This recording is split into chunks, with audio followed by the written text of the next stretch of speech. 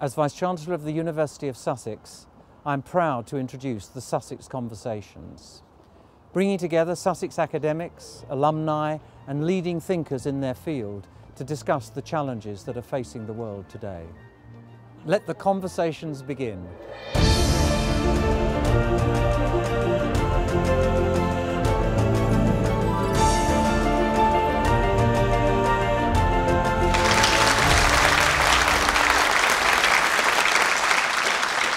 Tonight's theme is energy. What is hot?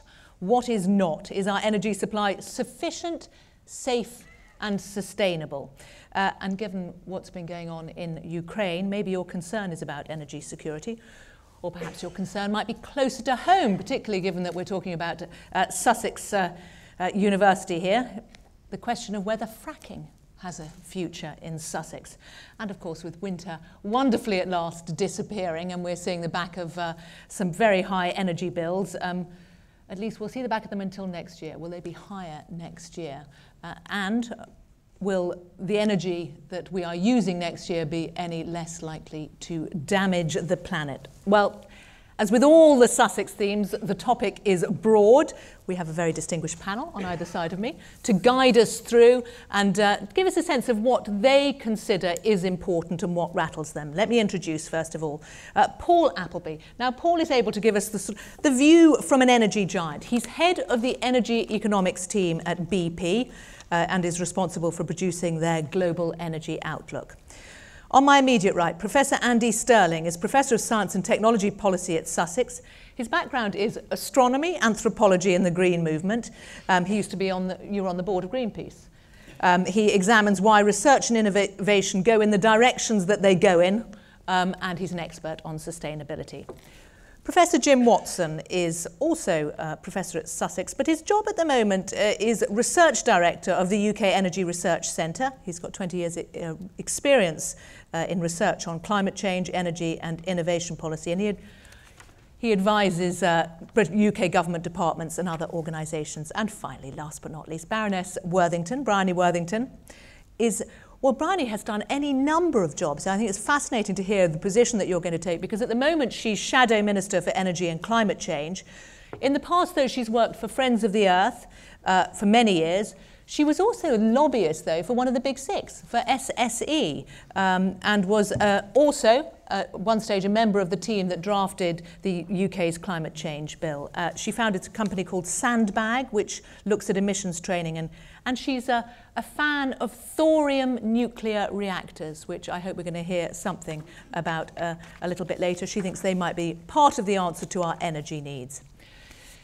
Now, we've got an hour. I'm going to start the debate on the panel, and in about 20 minutes' time or so, I'm going to we'll rattle around a few issues just to cover a bit of ground before I come out for some questions from you all. Just to let you know, in theory, because we love doing this kind of thing now, you should be able to follow the debate, or others should be able to follow the debate on Twitter, but unbelievably Twitter is down. I don't know why, if anybody knows. You all laugh with a happy laugh there. Thank goodness Twitter's down. Remember what it used to be like. I'll keep an eye on it anyway, because in theory, I'll give you the hashtag in case it comes up. Hashtag Sussex Convo. As in Sussex Conversation, obviously. Full debate's going online, and we're recording this and streaming it, so it'll go online. Ladies and gentlemen, please welcome our speakers.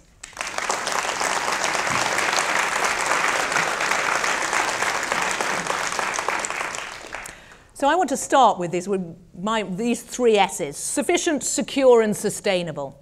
Let's start with the sufficient. Have we got enough energy for the fact that we all want to use more and more and more and more, and the more people in the world want to use more? Is there a danger of the lights going out? Professor Sterling, where are you on this? Do you think we've only got a matter of years before we really notice problems? No, I think we need to the most worrying thing is fear itself. We do strange and irrational things when we're frightened, and there's too much talk in energy debates trying to scare us into doing this or that thing. So it's not to belittle the challenges, they're definitely there. But actually, we have far more choice than we typically concede in energy debates. There are far more ways of actually meeting our energy needs. It's not a question of desperately trying to do it, it's a question of choosing which is the way we prefer. Hold on a second, you're formerly on the board of Greenpeace, and here you are saying that people have been scaremongering. Well, Sarah, there's a few things packed into that rejoinder, isn't it? I have done a few things other than be on the board of Greenpeace back in the 90s, so I think Greenpeace have had the Green kittens movement done it sort of over-egged the pudding a bit, shall we say? I think all sides in political debates tend to resort to trying to scare the opposition into accepting their point of view.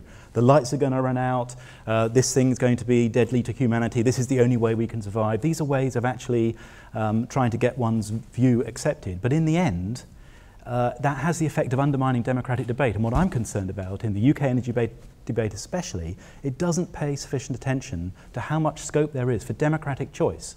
Whether we want to go a nuclear route, a renewable route, carbon capture and storage, there are actually a variety of infrastructures that could be built and could deliver our energy needs as a basis for them. But we're not talking that way. We're being scared whether by overly colourful pictures of the environmental dangers or by overly colourful pictures of how we have to build reactors, otherwise the lights will go out. Okay. Baroness Worthington, you're all for building reactors in case the lights go out? I'm all for building reactors, yes. And that's a bit of a conversion that I went through because, as you can imagine, at Friends of the Earth, nuclear power wasn't a favoured choice. So what happened after I left Friends of the Earth was I got more involved in finding out more about how the nuclear industry works, how nuclear science, and came to the realisation that actually what we objected to often was the way in which a technology was being deployed and the industry that grew up around it, not the fundamentals of the science. And if you look at the fundamentals of the science, nuclear power is an amazing gift, actually, for humanity. We've not necessarily got the right technologies yet for deploying it. And I think that's the big challenge, is how can we... Can we come back to that, on this question of why these nuclear reactors are needed? I mean, do you think we are in danger of seeing the lights go out? Well, it's a bit of a catch-22 because at the moment we've got a situation in the UK where we're being told the lights are going to go out, so therefore we have to hold on to all our existing plant. But actually, unless you close plant, new plant doesn't get built. So we are sort of talking ourselves into a situation where we hold on to everything, and that precludes new investment, which we actually need. I'm talking here about the balance between gas and coal, which is the big question at the moment in terms of what's going to be providing our thermal baseload power during the winter months when the wind isn't blowing. And it takes an awful long time to build new nuclear reactors, so it really is a tension between coal and gas. And there are 14 gigawatts worth of gas stations consented, but only one under construction, and when that's built there's nothing else lined up to come after it. So as a consequence we're going to be having to rely on our old coal plant, and everyone knows that they are very inefficient and hugely polluting both to human health and to the wider environment. Professor Watson, Angela Knight, who represents the energy companies in NG UK, said the other day that there was the lights could go out, there was a very real danger of it within a matter of years. I think you've got to take energy companies with a pinch of salt when they say that, because clearly they are using such arguments to put pressure on the government to give them more incentives to build new plant. So I don't belittle the fact that there is an issue here, and actually some of the challenges are really pressing, such as doing our bit to tackle climate change and reduce our emissions. That's really, really important. But the lights going out arguments, yes, things are going to get tighter over the next couple of years because, as Bryony says, new plant is not being built at the moment. Old plant is being shut for various reasons. But I think the chances are that we will be okay in most circumstances. And companies... If we didn't do anything, or if we kept on the current course, would we be okay? I think we'd be even better than okay if you're talking about we being the government. I mean, one of the problems I see is that having announced a policy which says we are going to pay companies to build plant just in case there's a tight margin, and then not given details about such policy, the companies have then sat on their hands and said, okay, that's great, we're going to have a new policy and new money, but until you tell me what the detail is, we're not going to build anything. So for me, that's why we've got the hiatus in construction. So had the government not announced this policy at all, we'd be in a much better position. But I'm not complacent. Now they have announced it, you have to do something about it. So they've got themselves into a terrible position. Okay, but the obvious person to come to now is you, Paul Appleby, as one of these people who's sort of scaremongering to get what you want. Let me try and put the UK into a global context first, because that's where we start. And that's, you look at the demand for energy demand growth around the world, it's currently about 1.5% per annum. We've got a long-term projection, so that's about adding 40%. By 2035. Virtually all of that is in the developing countries. It's places like China and India. If you come down to, say, Europe, in fact, we think the EU is never going to have the same energy consumption as it had in 2006. We're in structural decline in the EU and the UK as well. So because of energy efficiency, we're actually not growing our energy demand very rapidly in places like the UK. That's a very important reason why we're confident that there is sufficient energy for the world, a combination of energy efficiency and development of new sources like renewables, like shale gas, like various unconventional forms of liquid fuels. So the combination of new energies plus energy efficiency, at the global level, we think there's not a problem with sufficiency. Okay, and in the UK, the guarantees that the government's giving are? In the UK, it is, I dare to say this, it's entirely political. I think we're in a kind of transition between an old energy regime towards a new one. There's a great deal of uncertainty and complexity, and in those conditions, that's deterring investment. That's the crux of the current problem, that people who would like to go and build things are finding it's far too difficult to actually make the plans, make it all add up, and put their money behind it. Okay, so I'm just wondering, I mean, we've got to come to you at some point on this, and perhaps now is the time. We're getting deep into the UK straight off rather than the big global picture. But you, I mean, you're Shadow Minister for Energy and Climate Change. Was it your idea to freeze energy bills? No, it wasn't my idea. That's not to say that I don't support it, but you've got to put the freeze in the context of the wider package of what was announced, and the most important element is that we're going to split up the big six. And that, for me, is the real prize, because at the moment we have an electricity market that's too easily dominated by too few players. And what do you think about the freeze, though? I think it's a perfectly responsible thing to do when we were getting inundated by people concerned about their inability to pay for bills and not being able to know whether they could trust their energy companies. Okay. What does it do to investment? It just makes it very difficult for people to plan. It's the lack of certainty over the policy framework. At the moment, you're being told, well, there might be a freeze on bills, there might be a change in various forms of tax. In those conditions, it's very hard to bring forward investment plans. Okay, so the government's no better than Labour's position on this? It's not a party thing. It's a kind of government policy framework thing. Okay, what is the answer to that, do you reckon, Professor Watson? Well, I mean, I don't support the energy price freeze that Labour had, but I do support some of the other things they put in their package. You still have it? It has. I mean, it's in place till 2017, as I understand, or at least well, if you get into government. Yeah, but the other. Go on. What does that mean, apparently? Because you don't think it'll survive. I'm not sure it will, but if it does, I still think the other elements of their package are the important things to look at. And one of my frustrations with the debate last autumn is it all focused on the bill.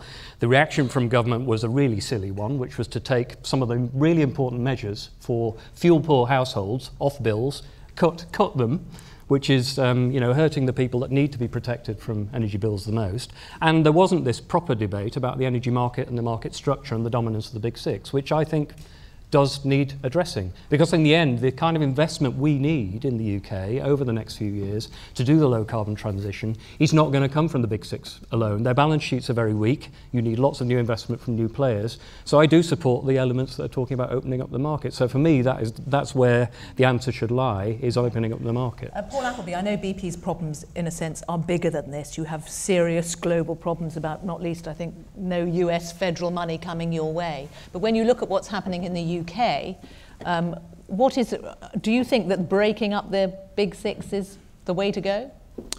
I should just say that BP doesn't have a position on that because we're not in that particular utility market. What's Paul Appleby's view? A personal view, I don't think it matters how many companies there are. You can have lots of competition with just 6 companies. It's more how they behave and the structure of the market that they're in.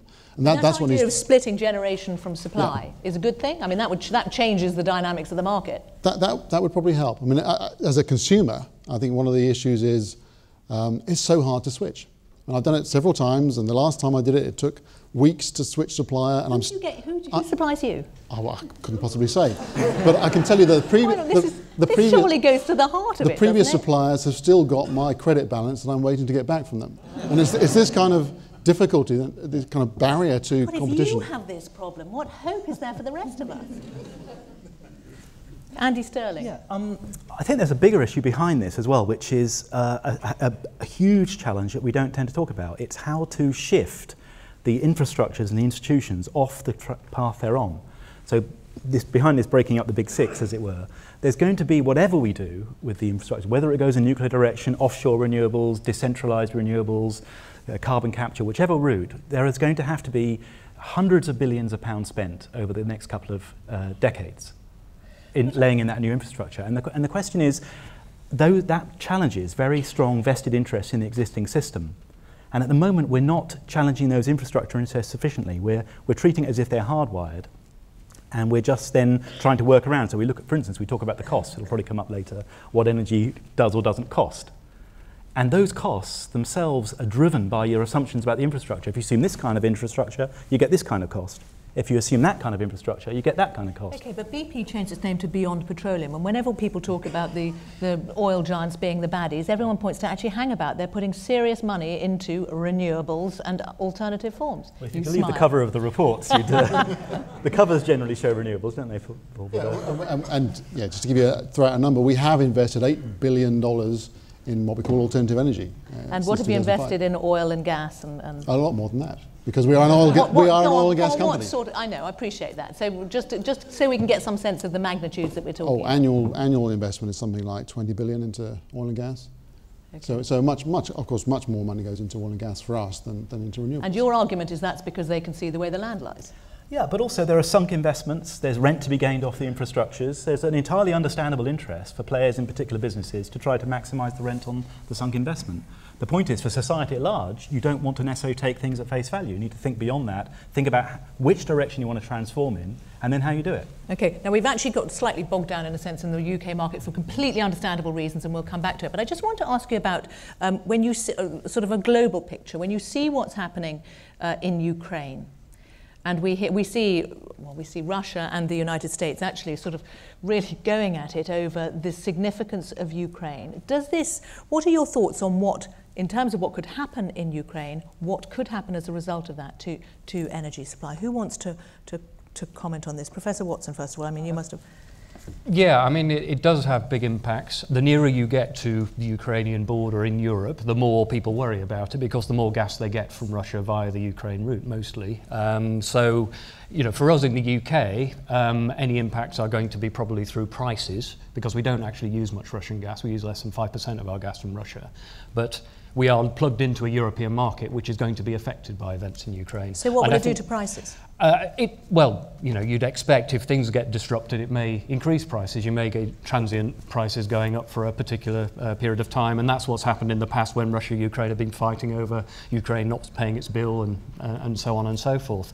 But I think that the bigger picture is that says to me that for Europe as a whole, there's an issue not only with carbon and emissions, but with the diversity of their energy supplies, and a particular, you know, lack of diversity in the way they get their gas and where they get their gas from in some countries. So the need to develop more diverse sources, the need to think about energy efficiency. A really interesting map I was sent yesterday mapped energy inefficiency with dependence on gas from Russia, and actually there's a real good correlation. So those countries that are most dependent on Russian gas supplies have the most capacity to reduce their energy demand because of their energy inefficient industry. And they may well. And do you think they're going to be tested on that in the next year or so? That isn't true, because if you go to Poland, actually they do a huge amount on energy efficiency because they don't want anything to do with Russian gas, and so Poland's actually now, you know, in a very interesting position where it's actually less exposed to the risk than Germany, for example. And one nice byproduct of all of this might be that Germany's forced to rethink its ridiculous idea of switching off its nuclear power stations, because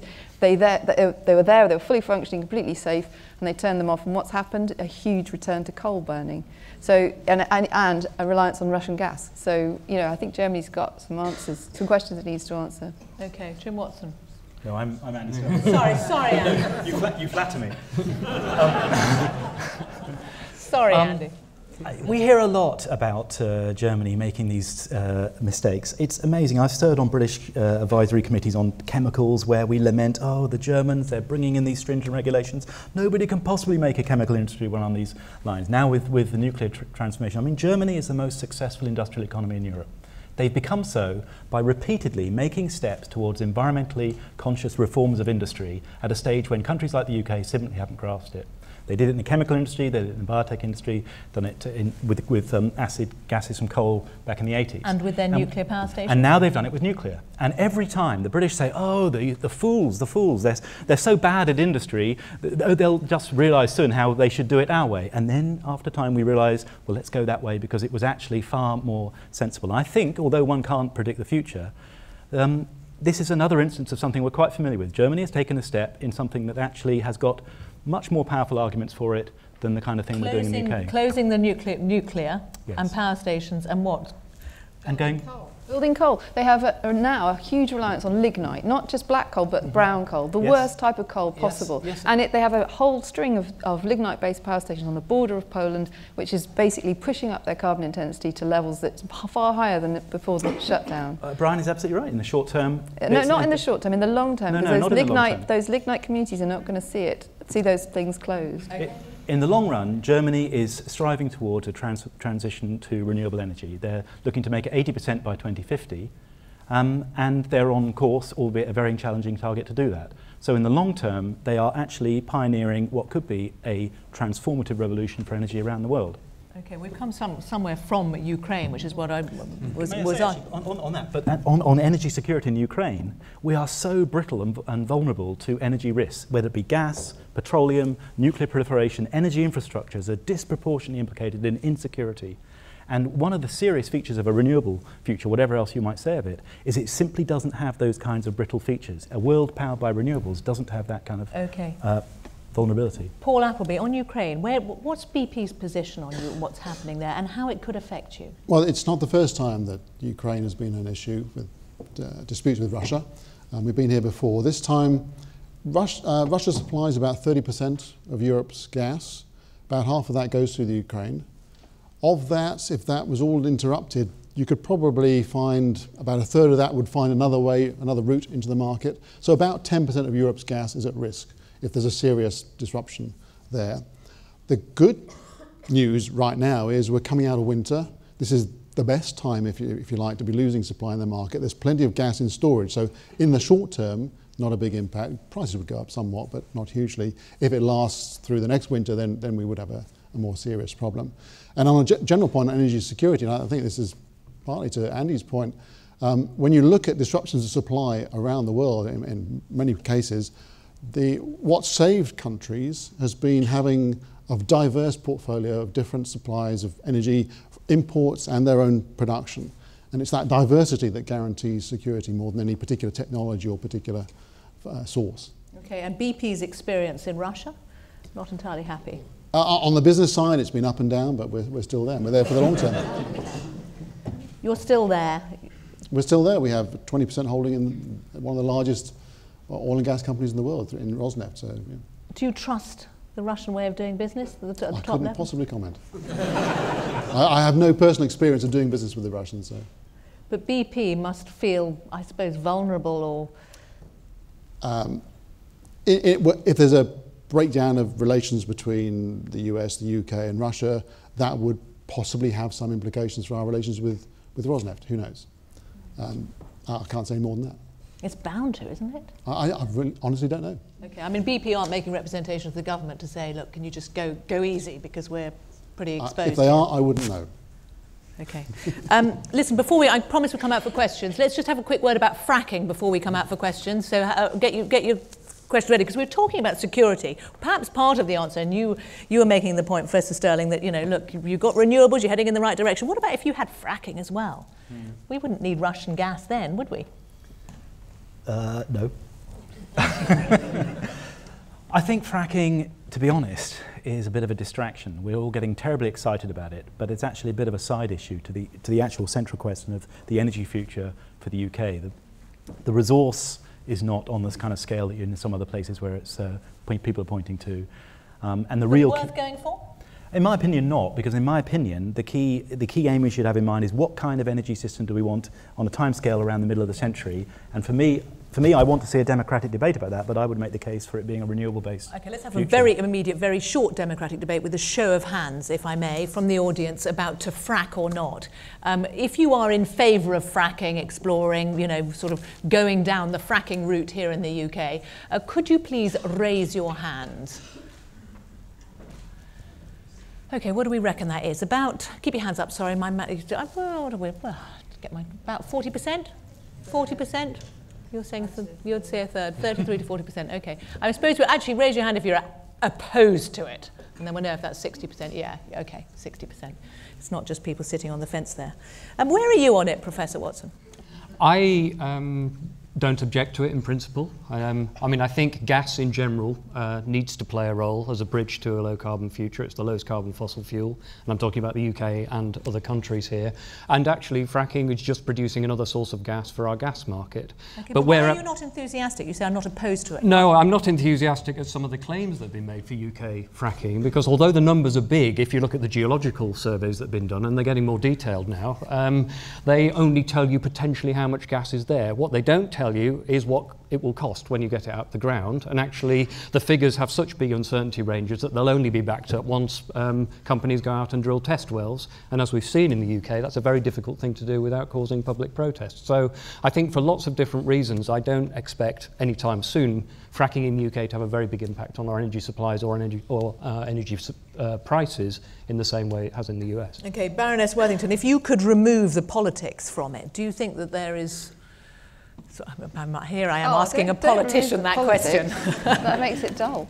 I mean, it is political, isn't it? Because I think it's just a complete naivety of this government to think, oh, look what's happened in the US. That's so exciting. Let's make it happen here. And forgetting that all of the fundamentals are different. Absolutely every element of what's happened in the US is not able to be reproduced here. Okay, so a Labour government would say what? No, Quadrilla, go away with your big drills and your testings. We'd say we'd look at it, because I'm in favour of an all of the above strategy, really. So it's not that it's an outright no, but it certainly isn't to hype it up to the extent that this government's done and distract us from the very real issues that are facing us. So this is something, if it happens at all, will be 10 years away. Now, there are certain parts of the world where I'd really like to see some fracking, and Poland is one place, and probably China's another.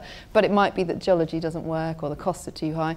Are you convinced that the rewards just aren't there? Or aren't there on the scale? No, they clearly are there. Look at what's happened in the US. I mean, it's now... I know, but here? Oh, here, no, then it'll be incredibly difficult to do what's happened in the US here. I mean, inconceivable, really, I'd say. Okay, but even if we got a fraction of that, Paul Appleby, do you think that's possible? It's technically possible, yes. And I mean, if you just try and understand why people are so excited about it from the US experience, it's been a real game changer over there. They had declining gas production, now it's growing rapidly. They've gone past their previous peak. By 2035, they'll be producing more shale gas than they ever produced of any other kind of gas. So it's huge over there, and they now have gas prices half or a third of what we have over here. So it really has fundamentally... And also it's sort of this manufacturing renaissance. They are making things again. It's allowing them to take gas-intensive industries back into the US. And so the hope is that, can we do that somewhere else? It's extremely hard to just take the US model and plonk it down in another country. You may have the rocks there. The rocks are all very slightly different, so you have to adjust the technology that's being used. The US has something like 1,800 drilling rigs. We have a handful. And it takes many, many, many drilling rigs to develop shale gas on any kind of scale. So it will take a long time to get the regulations in place, to get the industry infrastructure in place, land ownership issues, all of that in place before it could possibly take off at scale here. Okay, but is it the kind of thing that BP would look at and think, oh, well, UK, we could frack there? We're not currently looking at it or active. Maybe one day it'll happen, but it's a long time to assess the economics on this. Will take a long time. Okay. Yeah, and another thing we have to take seriously is the uncertainties attached to these, both the cost ones that Jim just mentioned, but also the environmental uncertainties. So whatever position you take, pro or con, there's no doubt the context of the UK is very different. So were there to be, both sides maybe exaggerate the certainty they have about whether there's harm or not, but were there to be unexpected effects, water table contamination, so on, they would be far more serious in a context like the UK, because the density of the population, especially in England, is so much higher than in the parts of the US which are really responsible for this change. Okay, let's get some questions from the audience, because I've been rather hogging things here, and we've skated over an awful lot. There's a gentleman here in the yellow jumper. If you could get that microphone to him. Roger Murray, I write about energy. Commercially, a lot of renewable firms are failing. The Economist had something about it 2 weeks ago, and, for example, the biggest solar producer in Europe has been taken over by a Chinese firm. And isn't the reality that if renewables become more and more commercially viable, they'll be taken over? And therefore, the idea that somehow they're immune from commercial global pressures, I don't think would stand up. Okay, I mean, that's presumably Professor Sterling, this question of the brittleness of non-oil. Well, forgive me if I haven't understood the point fully, but I think the point that renewables aren't immune, you're absolutely right. I mean, there's a real danger of becoming romantic on all sides about particular, there's no panacea here. There's real challenges on all sides. So renewables aren't immune to the ills of the world. But actually, the renewable supply chain now exceeds in size, depending on how you measure it, the nuclear supply chain worldwide. Particular companies are suffering difficulties. Generally, that tends to be where the regulatory environment is unfavourable. In the UK, for instance, is a very demanding regulatory environment on renewables, putting all sorts of burdens that actually could be, if we were minded to really pursue renewables, be more favourable. So there's all sorts of disincentives to renewable investments, which, for instance, the nuclear industry doesn't actually suffer from to the same extent. So you're absolutely right to say that there's no panacea, but renewables are a thriving industry around the world. What would make them so here? Well, I guess from my point of view, I just indicated a more favourable environment in terms of planning, in terms of financial regulation, in terms of guarantees for finance, in terms of planning, long-run planning, to make it clear. But this all comes down to politics again, doesn't it? I mean, you know, more favourable environment, what, to put up a wind turbine? How's that going to go down? Go, you'll say yes to that, won't you, Baron? You'll say, look, I'll defend you to put your turbine up. Oh no, I'm a big fan of renewable energy because it's remarkable what's happened in the last 10 years actually, how these industries have grown up, how now get trade wars between China and the US over solar tariffs and wind turbine manufacture. I mean, that was inconceivable 10 years ago that we'd be having that, and that's just a testament to how fast that industry's developed and how exciting it is. I go to India a lot, and the potential in India for renewable energy is enormous, and they're just starting to realise it. And certain states are powering ahead, adding gigawatts of solar power, you know, in very short time. So I think it's okay, but you're pointing to global successes, but we're hearing not the UK. Well, the UK, I think, has got to play to its strengths, and I don't really think the solar industry is one of our strengths. Now, that's not to say it doesn't have a role, it does, but, you know, I look at things like the marine resource that we have, and I think, well, we've got a massive coastline, surely we should be doing some more there. We've got amazing engineering expertise in nuclear, we should be harnessing that. And we've got CCS, we've got the whole of the North Sea sitting there waiting to take all of our waste gases, and we can develop a world-leading industry on that. Okay, I'm going to come out for questions in a minute, but I think it might be time to tackle the thorium thing. Thorium. This is what we heard earlier. Who's going to say a word for or against thorium on the panel? Brian, you better just a bit of an explainer first of all, so we know what we're dealing with. Okay. So I think today is the anniversary of Fukushima. And that was also around the time I entered the House of Lords. And at that time, I was really thinking about nuclear energy because of the accident. And I remembered that I'd seen an amazing presentation from an American in Manchester a few years previous, which had explained to me that nuclear power does not have to equate to uranium-fueled pressurized water reactors, which is what we today think of as nuclear power. And he talked about thorium used in a molten salt reactor. And it was mind-blowing because it essentially removes all of the things that we hate about nuclear power. The fact that they can go bang because of hydrogen explosions, the fact that they generate large amounts of long-lived waste, and the fact that uranium ultimately will run out. Thorium molten salt reactors answer all of that. Okay, so why aren't we building thorium reactors? It sounds great. Good question. Well, we are going to, I think. The world will. Whether the UK plays a part in that is now up for debate. Okay, does anybody feel qualified to talk about thorium? Jim, go on.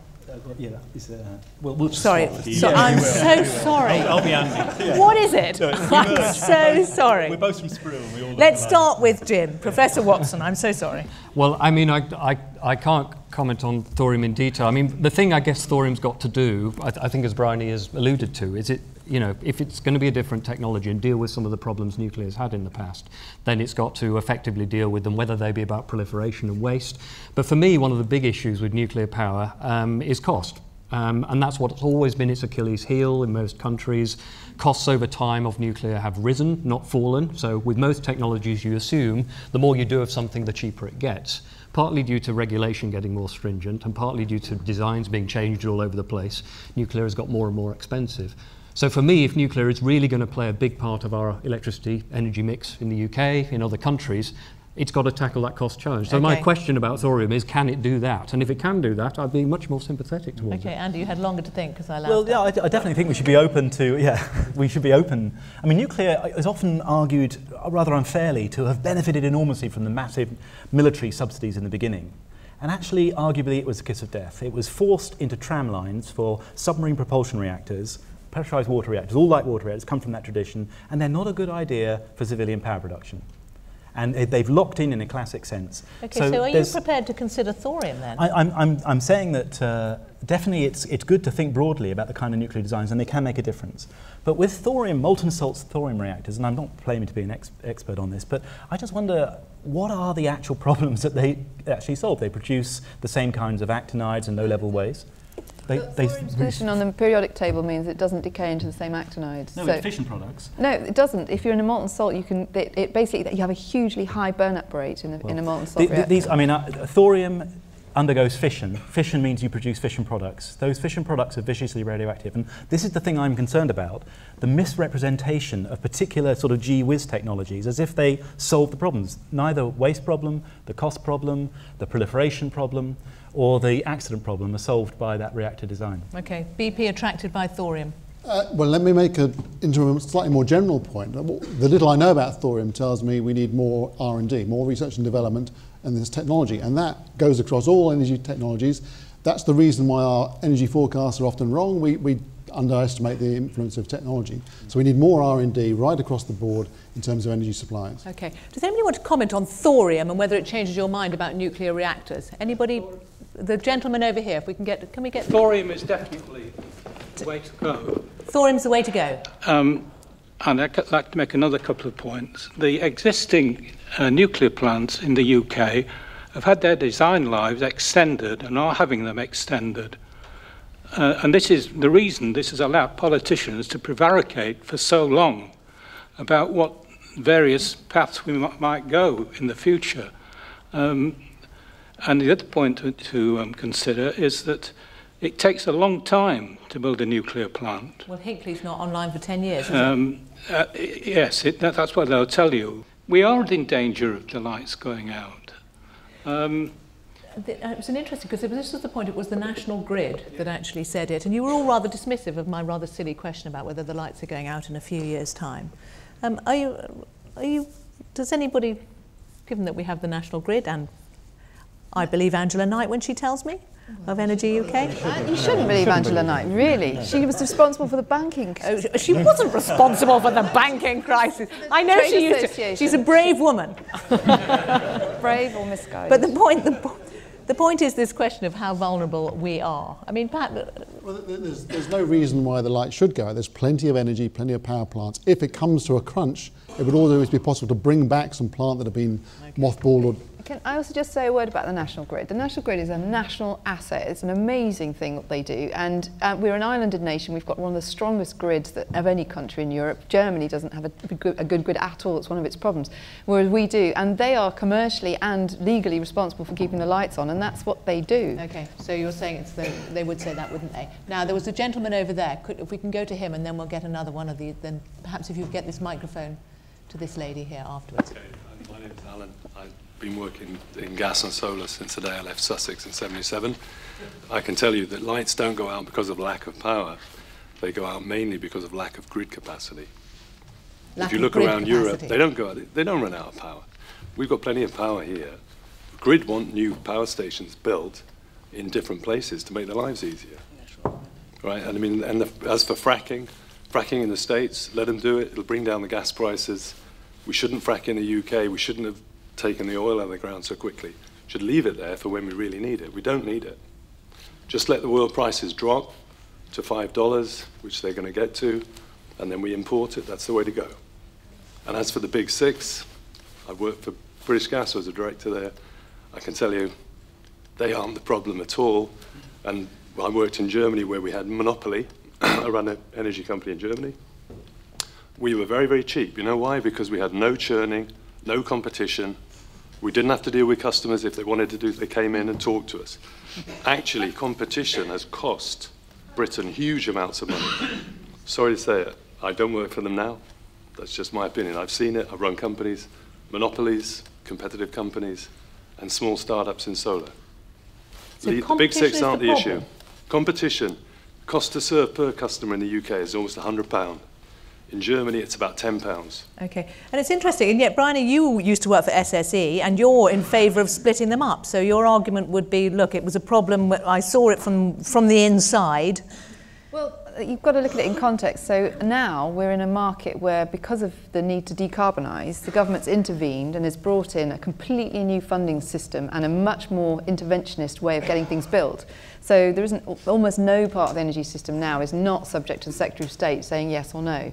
And in that context, you don't need the vertical integration that you once had, and it would be positively beneficial to have new players coming in and turning over the stock we've got and putting some new investment in. Okay, can I just have a show of hands from the audience? I'll come to your question in just a minute. Do the energy companies overcharge? Put your hand up if you think they overcharge. About 50%, less than 50%, 40%. Okay, that's quite. And you put your hand up. I did. Sorry, I mean, you're allowed to. It wasn't that. I was just, perhaps that's not entirely. Would you put your hand up? What, did they overcharge? I think my frank answer is we don't know. I mean, that's one of my okay, hold on a arguments second. for opening Bryony up this knows. She market. was inside. Do they overcharge? No, Jim's point is completely valid that we don't know, actually, because when I was at Scottish Isles, I knew that they would present their quarterly results to their investors in the best, most favourable light that they could. I never was quite clear where all the money was coming from, because, you know, they would cross-subsidise bits of business across here and there, and we wouldn't really know. And that's what we want, really, is some more transparency. Yeah, Okay. Question from this lady in the check shirt here. Catherine Budget Meakin, given the threat of climate change, given the dependency on fossil fuels, is there any, several of you have mentioned politics, is there any chance that the parties can work together rather than against each other and stop the sort of scoring points all the time, which means that actually anything really creative is very difficult to take forward? Okay. I think, Bryony, you have to come talk about this one. I mean, it's actually the first time we're sort of talking about climate change properly. No, and I mean, I was around, you know, when we got the Climate Change Act agreed, and the degree of political consensus there was enormous, actually. I think it was the most, there was the fewest number of objections to that bill ever. And that was really encouraging.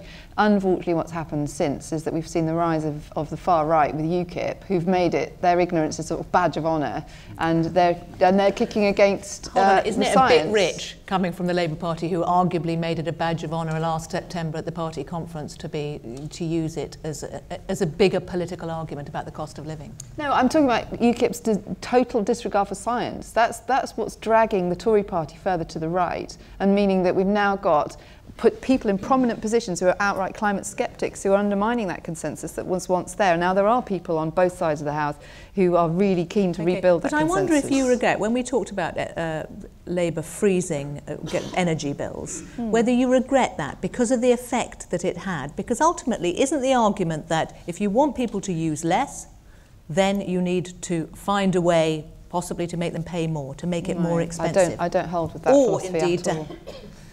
I don't regret it at all. I think it was an absolute genuine response to what we were getting from our constituents, that there was a problem with energy bills, that people could not afford to pay them, and that was our response. And more than that, we've got to the root of it, which this government's failed to do by splitting up the big six. What's the answer, though, to this lady's question of what happens now to get political consensus to do something? Well, a lot of people are working hard to try and rebuild it, and I have colleagues in all parties, actually, who really, you know, want to work together to do this. I think we'll have to see, unfortunately, UKIP go through a boom and bust and come out the other end, and hopefully they'll cease to have such a grip over the policy, because that's really the problem at the moment.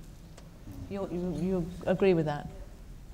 Sorry. No, you... Yeah, well, I do actually. I think that's a well-made point. I think it is scandalous, the approach that UKIP are taking to climate change, and the lady's right to call for a degree of agreement, which there is among the other parties, but that doesn't mean that the way to actually deliver those climate targets is not a matter on which there should be really robust democratic discussion. And I'm worried about special interests, and I personally worry about the nuclear interest, but it can be other interests as well, can capture that kind of consensus.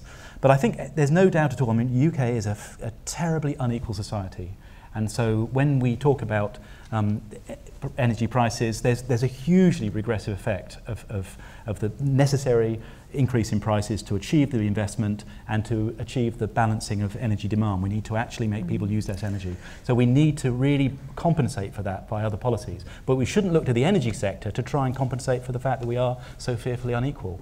It should be in other areas we But what deal with about that? Because UKIP, the power of UKIP is because they are popular, because there are people who subscribe to that. So what do you think is the answer, Professor Watson, as to what politicians should be doing to counter that, to lead people to look, this is something we've got to do? I mean, I think you have to look for the areas where the consensus is still there. So when you come at energy from different lenses, so in other words, if it's not climate, I mean, the Minister of State for Energy, Michael Fallon, famously made a speech at the Spectator conference last year and reordered in one statement the priorities we have on energy. So he said it was, I can't remember exactly which way around, but security and affordability were number 1 and 2, and doing our part on climate change, which is very qualified, was number 3. Now, well, there was that other famous phrase about the green crap, wasn't there? Well, yes, that may or may not have come from similar quarters. But I think I'd build on what Andy just said on energy efficiency and energy demand, which is, even if you're not worried about climate change, which I think you should be, and you're worried about affordability and security, energy efficiency and dealing with particularly the chronic energy inefficiency of our housing stock and the inefficiency in other parts of the UK should be a priority, because that's the only way to make people's bills resilient. Unfortunately, the same ministers who are sceptical on climate grounds roll their eyes when people like me raise energy demand instead of building big stuff, and unfortunately that's a real psychological barrier we have to get over. It's true, because in the department they have I've seen a poster that says "Real men build things." You know, that's their mentality. Yeah, and I mean, the head for the Association of Conservation of Energy had the best line on this. He said he's never seen a minister open a well-insulated loft. Is that what you urge a politician to do? Yeah, I think if Bryony enters the front bench after the next election, I want that to be her first photo call, actually. Opening a loft, Go and open a loft. Yeah, okay. Can we get a microphone to the lady here? Yes, that's nice and easy. And then there was... Thank you. My name's Amanda Root, and it seems to me that the energy debate is often sort of not honoured by the coverage we have in the media. And it seems to me that often reporters on the BBC go back to sort of old-fashioned arguments about is climate change really happening or not, which, you know, is completely out of date. And I've asked the BBC a couple of times whether or not they train their journalists in climate science, and I get woolly answers. So surely we should be asking national institutions like the BBC to do proper training on climate change for journalists. I'm chairing this debate at the moment, so I won't, as the BBC person here, respond to that, but everybody heard the point. And where there was a gentleman here in the, I call it a tank top, which is the old-fashioned phrase, a gilet. Gentleman in the gilet. Thank you. My name is Dustin Benton. I work for an environmental organisation called Green Alliance. The debate so far has been really interesting, but very open-ended, options-oriented. And what I'm really curious about is, when do we close down options? So when do we decide, look, coal is just never going to be a good idea without CCS. Let's just take that off the table. Energy efficiency is always going to be a great idea. Let's just do it. At what point and I'd be interested in all of the panel's views, from a business all the way to a government, or perhaps sometime in government perspective, what is the point at which we say, right, these are the obvious things to stop doing and these are the obvious things to do? Can you ever do that? I mean, we all want this nice, clean solution, but as human beings, should we be doing that? Yeah. Well, I mean, we have to be realistic. There has never been, when has the human race ever undertaken a deliberate transformation on the kind that we're now speaking of in relation to climate change? We never do things deliberately. It's not something we do. That doesn't mean we can't do it, but we shouldn't agonise too should we do it, though, in despairingly a way? about how difficult we make it so is. many mistakes. Absolutely we should. But the way it's going to be done is by distributed, the gentleman who talked about children, I think we're talking about culture change. We shouldn't rest on someone doing it on our behalf. We need to be doing it ourselves in the way we use energy, in the way we expect debates to be played out. Should be much more demanding of the right decisions being made in energy debates. We should actually look at, I mean, like... Paul, forgive me. No, I was just thinking, because Paul, you must see this within BP, the way it works, the way the sort of a tide moves or not, or doesn't move. Yes, and over the many years that I've been at BP, and BP's got a very long heritage, this kind of development of, you know, what should we do now, what should we preserve as options, that's just part of business, it's part of managing any kind of business or life. And it's not either or. I think we need to be doing the things that make sense now, but also working on other options that might help us in the future. And it's getting the balance between those two. But this idea that you could close some things down, just say, look, you know, we know this isn't the future. We need to, you know, there should be perhaps more guided policies towards saying, BP, don't do this. Don't spend your 20 billion or whatever it is on oil and gas, spend more on your renewables. And to us, we've always said the way to do that is through a carbon price, if in the case of climate change. So a carbon price would tell you what things are worth doing, you do those, and you work on the options, the R&D for later. Okay, and when you, sorry. No, I was just going to say, I mean, one option we should definitely take off the table is new coal, and we should force old coal off the table as well in the UK. I think that's one thing for me that's a no-brainer. So we shouldn't be extending the life of coal stations? No, I mean, that's not, I don't think it really has a place in our future unless we're going to be a lot quicker with carbon capture and storage. I mean, that's the only way for me to keep the coal option on the table, but it sends a particularly bad signal, I think, if we're having sort of some ambiguity about the future of coal in our energy mix. So I think that is an option. And then within all the other options we've got, we are a medium-sized economy.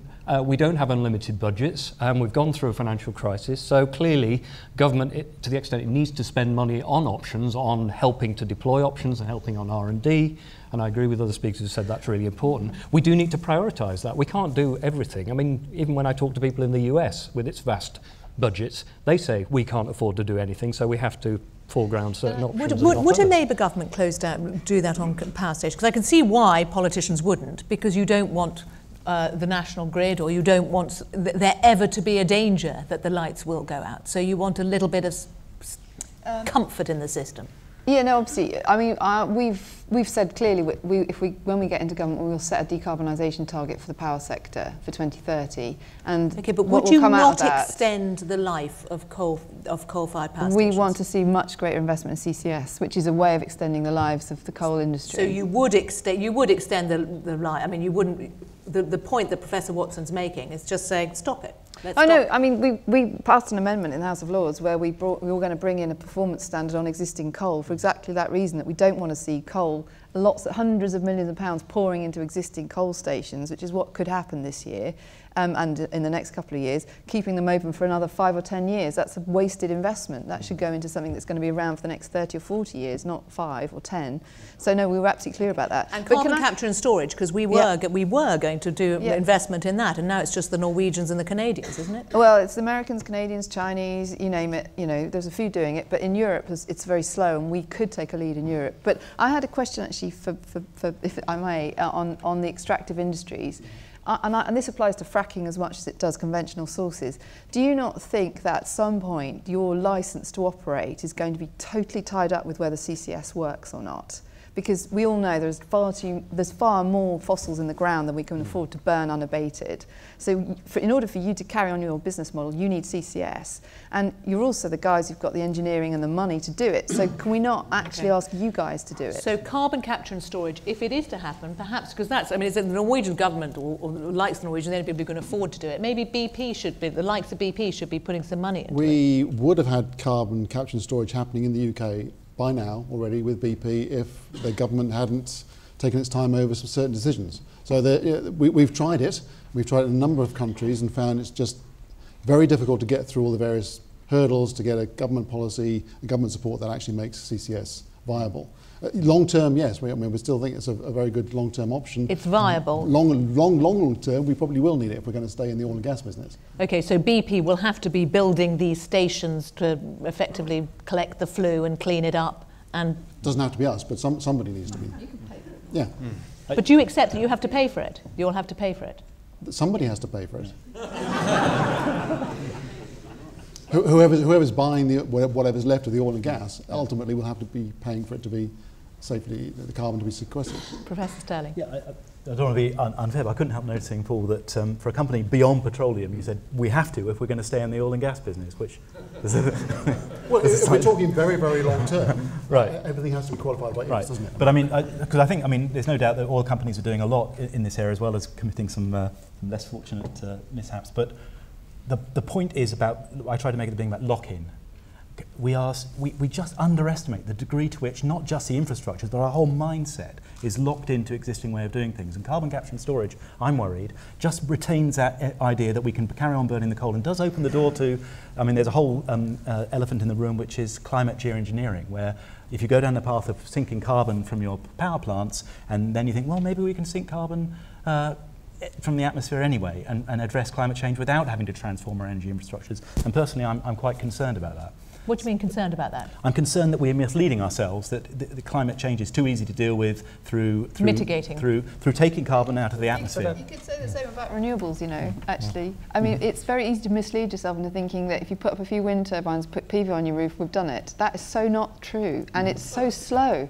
And, you know, actually what frustrates me is that there are some in the green movement who have bought the religion on renewables and now recycling. are anti-everything. And actually, when you ask them, when are you going to get to your nirvana, it's 100 years from now. And that's just not fast enough. But on CCS, I'm prepared to take the risk on lock-in because I don't think, you know, UK doing CCS, and I'm quite glad to see it still on the table. One of the amazing things about this government is it's still got £1 billion on the table to help fund CCS demonstrations, albeit very slowly. Whether that survives the election, who knows, and spending reviews. I'm willing to take the risk. There's still £1 billion yeah, there is £1 billion on the for table. CCS. 100 million has just been committed, and there's 900 million notionally there. There is a risk it won't be. But to fund 2 plants, one in Yorkshire and one in North Scotland, over the next few years. As Paul said, the first station ought to have been opening this year on the original plan, which was back in 2007.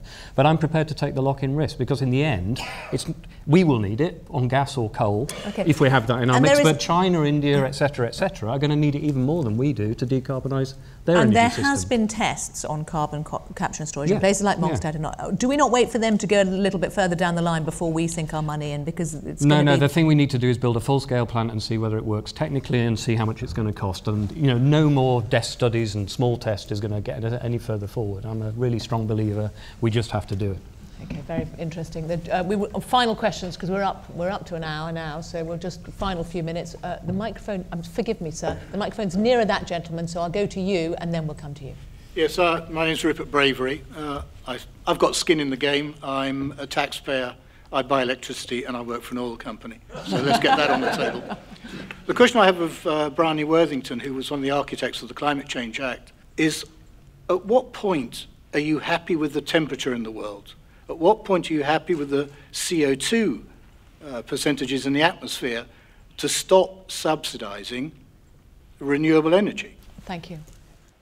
Yeah, okay, where to start? There is such a thing as climate science, obviously, and the issue we're dealing with at the moment is anthropogenic forced climate change, which is happening at a pace and a speed which is unprecedented. I think the argument is slightly different than that. I mean, he's making the point that it's at what point do you stop? Because if you accept that the climate is changing, are you effectively, I mean, I presume the way of your argument is you're always going to be subsidising renewable. There is no end to subsidising renewable. Is that the point that you're making? Well, I just want to know what point do we stop? Do you know how we're currently subsidising fossil fuels with our lungs and with our children's future? And actually, until that stops, I'm not going to stop campaigning for cleaner alternatives. And quite frankly, even if I'm wrong, all we'll have done is clean up our energy system. Is that such a price to pay? Sorry, excuse me. Rather than get into the age-old argument, isn't there a point where you have a sustainable market that doesn't require subsidy? Isn't that the point? Of course. Only if you price in externalities. There is so much coal on this planet that we can fry ourselves quite happily.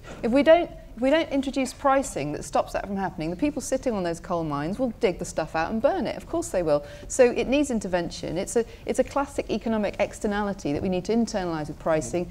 Once we've done that, there's then a very efficient system for finding the best solutions. And quite Once frankly, we've done that, when are we going to do that? Because well, we're doing it already in Europe. We've got a carbon price that's been set since 2008. We're just about to tighten the caps. That's going to be the most sensible policy. So that's in terms of, that's the principle. The reality is? The reality is it's happening.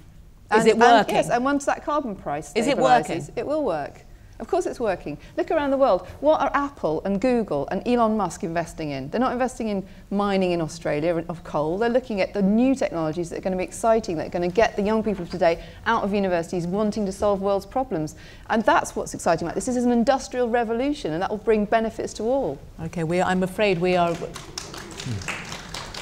We're up against it time-wise, so I'd like a comment from each of our other panellists on this, and then we might use that as a point to close the debate. How long are we going here, Professor Watson? Well, we're getting towards where we need to be for some renewables. I mean, renewables are talked about as if it's one technology. Actually, if you look at onshore wind and particularly solar PV, the costs have been falling dramatically worldwide, and because certain governments and countries have chosen to support those markets. Of course, at some point, you've got to stop subsidising it and put your money into something else. But the important thing is it's dealing with an incumbent energy industry based on fossil fuels, which itself has been a beneficiary of many, many years of subsidies, tax breaks, etc. Tax breaks which are going to be extended to fracking, which I object to. I think if we're going to frack, frackers should be able to do it without tax breaks. And actually, we haven't been very clever about all the money the UK has earned from its North Sea oil and gas assets and recycling those into new technologies, like, for example, they have in Norway. So there's lots of things we've done, but building any new set of infrastructure costs a lot of money and somebody's got to pay, and that's what history shows you. But of course we don't keep subsidising things ad infinitum if the costs aren't falling. We have to go and do something else if that's the case. But it's patently not the case. Paul Appleby. Well, certainly the key is driving down the cost of renewables. They are coming down, they need to come down more. Having in place an effective carbon price. We do have one in Europe, but it's got problems at the moment. It needs some structural reform to get that market working properly. The one thing I'd say, we need to broaden our horizons. We've been talking very much about the UK. Whatever we do in the UK, if there's political consensus, we can do whatever we like in the UK on climate change. If the rest of the world, particularly China and India, and those aren't following, it's a drop in the bucket what we do here. Okay. And yeah, we need to be driven by hope, not fear, as I said at the beginning. And the hope that renewable, as Jim just said, the renewable prices are coming down. Whatever we say about the costs of these different energy sources, the fossil fuels and the nuclear are going up, the renewables are coming down. It's possible, I mean, Brian is absolutely right, we shouldn't get too romantic about these things. It's possible to idealise them. But there is a transformation potentially there. And I was going to ask about this because actually, I know we're right at the end, but it sounds very bleak. Everything we've heard this evening, apart from this attempt at a little bit of optimism at the end, it does sound very bleak. It sounds as though we're not getting anywhere nearer where we need to be. I don't think it's bleak at all. I think if I look back 10 years ago where we were, we had perhaps a bit more hope because we hadn't got into the nitty-gritty of trying to do it. And now we are doing it. We're finding some things are easier than we thought, some things aren't. We're involved in a global endeavour, and it's common, I hear all the time, oh, China's not taking it seriously. Go to China and find out what they're doing. They're doing everything at scale. They can build out high-speed rail faster than we take to even debate it. They're doing nuclear, they're doing concentrated solar power, they're doing everything, EVs, you name it. So it is a message of hope, and we're not in it on our own. We've shown leadership politically, others are following. Ethiopia, latest country to say they're going to now start selling renewable energy to the rest of Africa. Ethiopia, who thought? I mean, this is what's really exciting about it. Ladies and gentlemen, our panellists, thank you all very much.